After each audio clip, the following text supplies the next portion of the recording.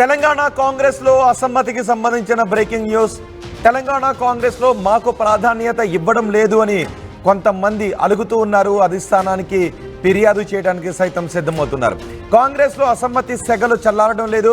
రేవంత్ రెడ్డికి వ్యతిరేకంగా కొంతమంది అసమ్మతి గళాన్ని వినిపిస్తున్నారు. ఖర్గేను కలిశారు మంత్రి జూపల్లి. ఎమ్మెల్యే బండ్ల కృష్ణమోహన్ రెడ్డి తమకు ప్రాధాన్యత లభించడం లేదు అని వాపోతున్నారు జూపల్లి.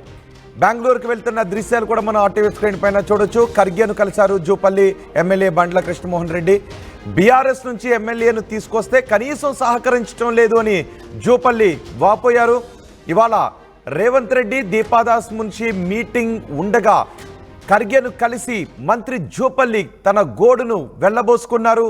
గద్వాల నియోజకవర్గంలో తనకు కాకుండా సరితా తిరుపతయ్యకు ప్రాధాన్యత ఇస్తున్నారు అని, ఉప ఎన్నికలు వస్తే తన పరిస్థితి ఏంటి అని బీఆర్ఎస్ నుంచి కాంగ్రెస్లోకి వచ్చిన బండ్ల కృష్ణమోహన్ రెడ్డి ఎమ్మెల్యే కృష్ణమోహన్ రెడ్డి వాపోతున్నారు. అయోమయంలో ఉన్నారు.